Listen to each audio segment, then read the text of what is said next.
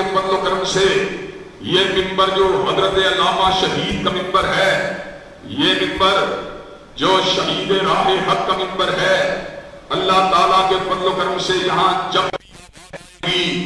حق کی آئے گی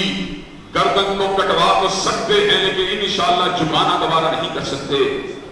حضرات گرامی قدر، ہمارا اللہ تعالیٰ کے فضل و کرم سے ایک لمبا کیریئر ہے جس کے اندر علم ہے، استدلال ہے، براہین ہے، قلم ہے، کتابت ہے، تحریر ہے، تقریر ہے، نہ اشتہار انگیزی کے قائل ہیں، نہ اشتہار انگیزی کی اجازت دیتے ہیں۔ ہم تو اپنے لیے کچھ بھی نہیں مانگتے، ہم تو اس ملک کے اندر مانگتے ہیں تو حضرت رسول اللہ کی عصمت کا تحفظ مانگتے ہیں، صدیق و فاروق کی عصمت کا تحفظ مانگتے ہیں، ذوالنورین اور علی المرتضیٰ اور حسن و حسین کی عصمت کی بات کرنے والے، حضرت امیر معاویہ کے تکبر کی بات کرنے والے، امہات المومنین کی حرمت کی بات کرنے والے، اللہ تعالیٰ کے فضل و کرم سے اس مسئلے کے اندر ہمیں مقدمات کو جھیلنا پڑے ہم جھیلنے کے لیے تیار ہیں۔ اللہ کے فضل و کرم سے ہاتھوں میں کڑی کو پہننا پڑے ہتھکڑی کو پہننے کے لیے تیار ہیں، پیروں میں بیڑیوں کو ڈلوانا پڑے بیڑیوں کو ڈلوانے کے لیے تیار ہیں، حتیٰ کہ گلے کے اندر پھانسی کے پھندے کو بھی ڈلوانا پڑے ڈلوانے کے لیے تیار ہیں، لیکن انشاءاللہ یہ ہاتھ کٹ تو سکتے ہیں لیکن باطل کا ساتھ نہیں دے سکتے، اور یہ زبان کٹ تو سکتی ہے لیکن باطل کا ساتھ نہیں دے سکتی۔ حضرات گرامی قدر، ایک وقت تھا، یہ بات کرنے کے بعد دوبارہ نفس مضمون کی طرف آؤں گا، جب حضرت علامہ شہید کے اوپر ملک کے اندر جا بجا طور پہ ضلع بندیوں کے آرڈر جاری کر دیے گئے، ان کی کئی کتابوں کی ضبطی کے پیغامات کو نشر کر دیا گیا، حضرات گرامی قدر کئی مقدمات کا ان کو اسیر بنا دیا گیا، حضرت شہید ملت نے صبر کا اعلان فرما دیا، متائے لوہ قلم چھن گئی تو کیا غم ہے، متائے لوہ قلم چھن گئی تو کیا غم ہے، کہ خون دل میں ڈبولی انگلیاں میں نے اور لبوں پہ مہر ہے تو کیا، کہ رکھ دیا رلقائے زنجیر میں زباں میں نے۔ حضرات گرامی قدر، اللہ تعالیٰ کے فضل و کرم سے اسلام کی سربلندی چاہتے ہیں، ملک میں امن و آزادی چاہتے ہیں، لیکن اس ملک کے اندر نبی مہرباں کی ختم نبوت کا تحفظ چاہتے ہیں، صدیق کی صداقت کا بولا چاہتے ہیں، فاروق کی عدالت کے پھریرے کو لہرانا چاہتے ہیں، ذوالنورین کی صحابت کا ڈنکا بجانا چاہتے ہیں، اور علی المرتضیٰ کی شجاعت کا ترانہ گانا چاہتے ہیں، اور حضرت امیر معاویہ کے تکبر اور ان کی زندگی اور ان کی سیرت سے اہل اسلام اور اہل دین کو آگاہ کرنا چاہتے ہیں۔ حضرات گرامی قدر، یہ ہمارا آئینی شرعی قانونی حق ہے، اور ہم اللہ کے فضل و کرم سے اپنے لیے کوئی توحید کا پرمٹ نہیں مانگ رہے، بلکہ اپنے لیے مانگتے ہیں تو اعتدال، علم، استدلال کا پلیٹ فارم مانگتے ہیں، جس کا مقصد مقدسات امت کے اللہ کے فضل و کرم سے شخصیت و کردار کا تحفظ ہے۔ حضرات گرامی قدر، حضرت رسول اللہ صلی اللہ علیہ وسلم کی بات کی طرف میں آپ کی توجہ کو دوبارہ پلٹانا چاہتا ہوں کہ حضرت رسول اللہ صلی اللہ علیہ وسلم کائنات کے اندر کوئی اتفاقی طور پر اتنے بلند مقام کے اوپر نہیں گئے، بلکہ یہ اللہ کی منشا تھی، اللہ کی مشیت تھی کہ اللہ تبارک و تعالیٰ نے آپ کو کائنات کا سب سے معزز اور محترم انسان بنا دیا۔ حضرات گرامی قدر، سورہ فاتحہ میں اللہ تبارک و تعالیٰ نے اہل ایمان کو اس بات کا راستہ دکھلایا کہ وہ صراط مستقیم کی طلب اور تمنا اور صراط مستقیم کے اوپر چلنے کی دعا مانگتے ہیں۔ اہدنا الصراط المستقیم، اللہ ہمیں سیدھا راستہ دکھلا دیجئے، صراط الذین انعمت علیہم، اللہ جو راستہ ہے ان لوگوں کا جن کے اوپر تو نے انعام کیا۔ انعام یافتہ گروہ چار ہیں، جماعتیں چار ہیں، اولئک الذین انعم اللہ علیہم من النبیین والصدیقین والشہداء والصالحین وحسن اولئک رفیقا۔ انعام یافتہ جمعیت نبیوں کی جمعیت ہے، انعام یافتہ جماعت صدیقوں کی جماعت ہے، انعام یافتہ جماعت شہداء کی جماعت ہے، انعام یافتہ جماعت صلحاء کی جماعت ہے۔ صلحاء وہ جو زبان سے کلمہ طیبہ کو پڑھنے والے تھے۔ ایک حصے کی بات کر رہا ہوں، فقط ایک جز کی بات کر رہا ہوں۔ جو اپنے ایمان کا زبانوں سے اظہار کرنے والے تھے۔ شہداء وہ جنہوں نے اپنے ایمانوں کا اظہار زبان سے نہیں کیا،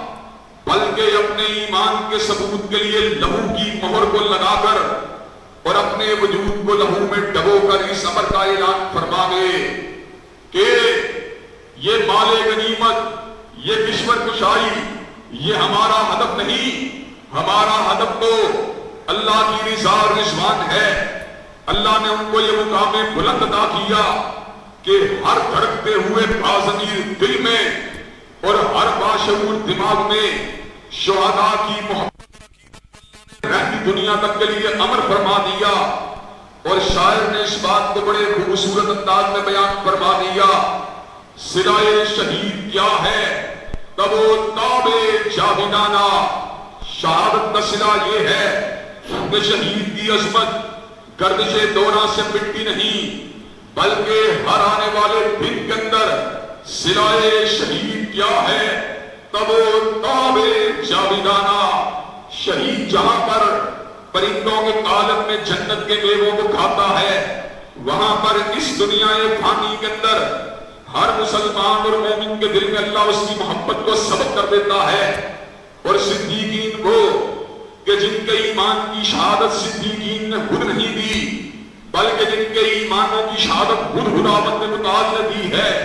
والذی جاء بالصدق وصدق بہ اولئک هم المتقون۔ حضرت رسول اللہ سچائی کی دعوت لے کے آئے، صدیق نے دلائل کو نہیں دیکھا، براہین کو نہیں دیکھا، صدیق نے دیکھا چہرہ انور کو دیکھا ہے، صدیق نے دیکھا روح زیبا کو دیکھا ہے، صدیق نے دیکھا وضحا کے چہرے کو دیکھا ہے، صدیق نے دیکھا واللیل کی زلفوں کو دیکھا ہے، صدیق نے دیکھا علم نشرہ کے سینے کو دیکھا ہے، صدیق نے دیکھا گزرتی ہوئی زندگی کے 30-35 سال کے ماہ و سال کو دیکھا ہے۔ صدیق نے ثمر کا اعلان فرما دیا، یقیناً حضرت رسول اللہ کے رسول ہیں۔ اللہ نے کہا صدیق تم نے حضرت رسول اللہ کے ایمان کی شہادت کیا دینی ہے، میں تیرے ایمان کی تصدیق کرتا ہوں۔ اور انبیاء وہ کہ جن کو اس دنیا میں رہتے ہوئے یہ اعزاز حاصل ہوا کہ اللہ تبارک و تعالیٰ نے خود ان کے ساتھ کلام کیا۔ ہم نے کلام کیا، علماء سے کلام کیا، ہم نے علم کو حاصل کیا، علماء سے حاصل کیا، ہم نے علم کو حاصل کیا، علامہ شہید سے حاصل کیا، انہوں نے علم کو حاصل کیا، حافظ محمد گوندلوی سے حاصل کیا، انہوں نے علم کو حاصل کیا، حافظ عبد المنان وزیر آبادی سے حاصل کیا، انہوں نے علم کو حاصل کیا، سید نذیر حسین مقدس دہلوی سے حاصل کیا، انہوں نے علم کو حاصل کیا، حضرت شاہ اسحاق سے حاصل کیا، انہوں نے علم کو حاصل کیا، حضرت شاہ عبدالعزیز سے حاصل کیا، انہوں نے علم کو حاصل کیا، حضرت شاہ ولی اللہ سے حاصل کیا، انہوں نے علم کو حاصل کیا، اپنے والد شاہ عبدالرحیم سے حاصل کیا۔ بات بڑھتی بڑھتی امیر المومنین فی الحدیث حجت اللہ فی الارض حضرت امام بخاری کے پر پہنچی، انہوں نے علم کو حاصل کیا۔ ترجمان سنت احمد بن حنبل سے حاصل کیا، انہوں نے علم کو حاصل کیا۔ امام علم و حلم حضرت امام شافعی سے حاصل کیا، امام دار الہجرہ حضرت امام مالک سے حاصل کیا، انہوں نے علم کو حاصل کیا۔ شیخ القرآن حضرت نافع سے حاصل کیا، انہوں نے علم کو حاصل کیا۔ محدث امت حضرت عبداللہ ابن عمر سے حاصل کیا، انہوں نے علم کو حاصل کیا۔ حضرت رسول اللہ سے حاصل کیا، لیکن جب حضور کی باری آئی وَمَا كُنْتَ تَتْلُو مِن قَبْلِهِ مِن كِتَابٍ وَلَا تَخُطُّهُ بِيَمِينِكَ إِذًا لَارْتَابَ الْمُبْطِلُونَ حضور نے علم کو حاصل کیا، نہ کالج سے حاصل کیا، نہ مدرسے سے حاصل کیا، نہ مکتب سے حاصل کیا، حضور نے علم کو حاصل کیا، علام الغیوب سے حاصل کیا، ستار الغیوب سے حاصل کیا، غفار الذنوب سے حاصل کیا، علی کل شیء قدیر سے حاصل کیا۔ قال لما یرید سے حاصل کیا، سریع الحساب سے حاصل کیا، شدید العقاب سے حاصل کیا، اللہ نے حقیقی سے حاصل کیا۔ جس طرح اللہ تبارک و تعالیٰ کا علم غلطی سے پاک ہے کہ لا یضل ربی ولا ینسا، اسی طرح حضرت رسول اللہ جو اللہ کے شاگرد رشید ہیں وما ینطق عن الہوا کے گھر، ان کا علم غلطی سے پاک ہے۔ حضرات گرامی قدر، علم حاصل کیا حضرت رسول اللہ صلی اللہ علیہ وسلم نے اللہ وحدہ لا شریک سے حاصل کیا۔ چنانچہ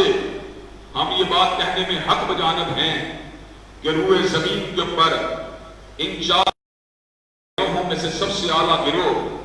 نبیوں کا گروہ ہے، اور نبیوں کے اندر سے بھی صاحب شریعت رسول اللہ کا گروہ ہے، اور صاحب شریعت رسول اللہ میں سے بھی رسولوں کا گروہ ہے۔ لیکن جب حضور کی باری آتی ہے، پوری کائنات کا مقام نیچے ہے، حضور اقدس کا مقام اونچا ہے۔ حضرات گرامی قدر، لیکن اس کے ساتھ ساتھ ہم نے اس بات کا بھی مشاہدہ کیا ہے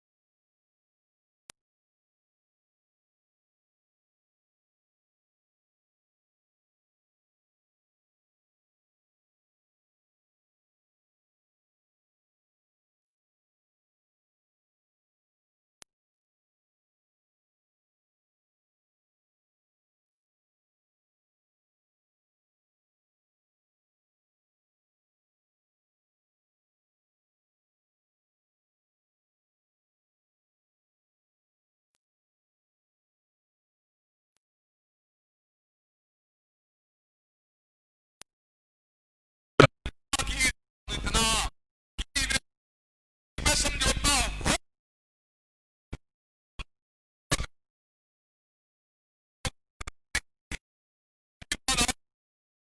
فتوے سے اختلاف کیا تھا امت کا اجماع کر عبداللہ ابن عتیق نے ابو رافع کو تن سے جدا کر کعب ابن محمد کاٹ کر برسمہ بنت مروان کو عمیر ابن عدی نے قتل کر کے اس بات کو ثابت کر دیا جو حضور کا شاطم ہے وہ واجب ممالک اسلامیہ کے اندر اپنے سی کے قانون کے مطابق اعلان اور مطالبہ کرتے بھی رہتے ہیں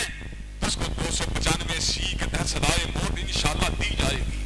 حضرات گرامی کا سزائے موت کا قانون کے اوپر آپ سب کا اتفاق ہے کہ نہیں ہے؟ حضرات گرامی قدر ساتھ اہل اسلام کی یہ بھی ذمہ داری مغربی ممالک کے اندر ان کی ریاست کو ان کو مفکرین کو یہ بات سمجھائیں کہ آپ نے انسان کی کے قوانین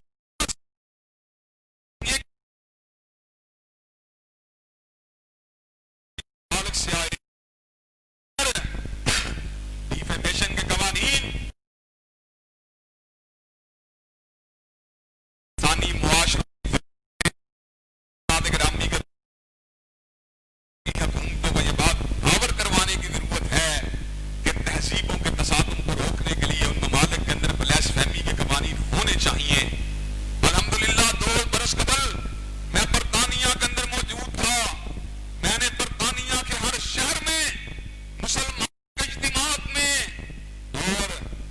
میڈیا کے ساتھ گفتگو کرتے ہوئے اس بات کو برملا طور پہ کہا تھا کہ شاطم رسول کی صدا سے جدا ہے، سر تن سے جدا ہے، اور ہم برطانیہ کے کار پردازوں سے اس بات کا مطالبہ کرنا چاہتے ہیں اگر آپ کنٹمپٹ آف کورٹ اور ڈیفیمیشن کے قوانین کو مانتے ہیں تو آپ کو بلیسفیمی لاس کو بھی تسلیم کرنا پڑے گا. حضرات گرامی قدر اور آج اس بات کے اوپر میں اپنی گفتگو کو صاف کرنا چاہتا ہوں کہ توہین رسالت کے مجرم مسلمانوں کے سینوں کو چھینتے ہیں، ان کو اشتعال دلاتے ہیں، ان کو غصہ دلاتے ہیں، ان کے اندر ایک ایسا زخم پیدا کرتے ہیں کہ جس زخم کی وجہ سے پورا سینہ سلگتا رہتا ہے. حضرات گرامی قدر یہ سب کو ختم کرنے والے جس حق کی بات کرتے ہیں یہ غیر انسانی حق ہے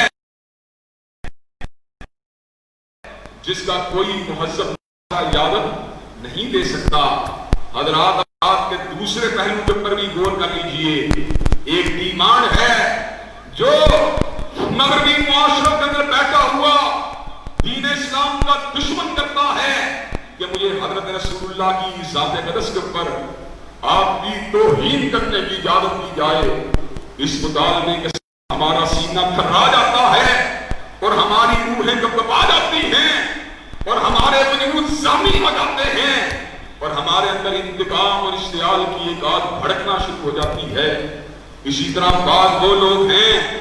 جو حریت فکر اور مذہبی آزادیوں کی آڑ کے اندر صحابہ کرام کے اوپر سب و شتم کرنے کی بات کرتے ہیں اور کہتے ہیں ہمارا عقیدہ ہے ہم نے ابو بکر کو گالی دینی ہے، ابو بکر کو کافر کہنا ہے. حضرات گرامی قدر دنیا کے اندر مذہبی آزادی کی کوئی قسم ایسی نہیں جو انبیاء اور مقدسات امت کی توہین کرنے کا جواز دے، اس کی اجازت دے. چنانچہ حضرات گرامی قدر ہم ریاست کے کار پرداروں کو اسٹیبلشمنٹ کے اس بات کا پیغام دینا چاہتے ہیں ملک میں امن چاہتے ہو تو ناموس رسالت کی طرح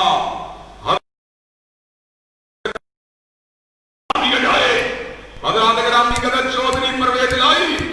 اور ان کے رفقا نے پنجاب اسمبلی کے اندر جس تحفظ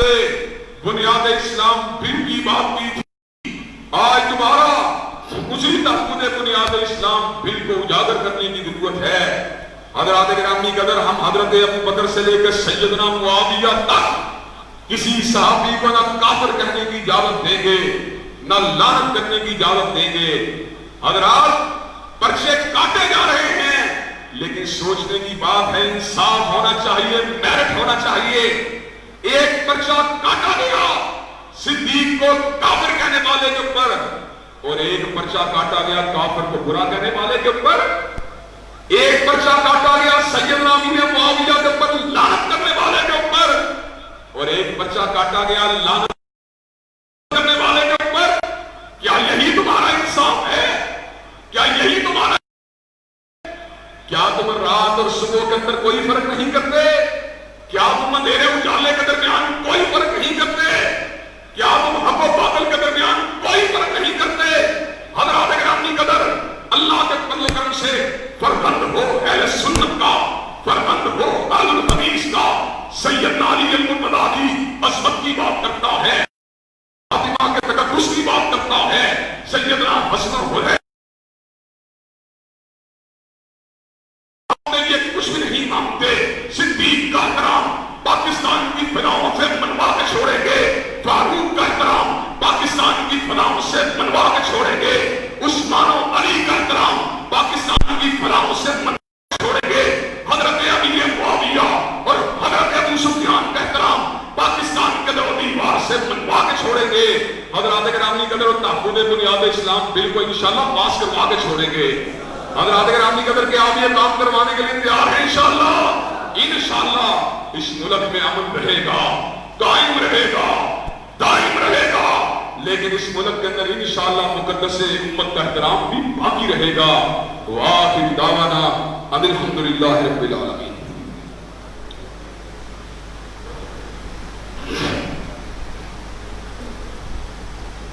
الحمدللہ نحمده ونستعینه ونستغفره ونؤمن به ونتوکل علیہ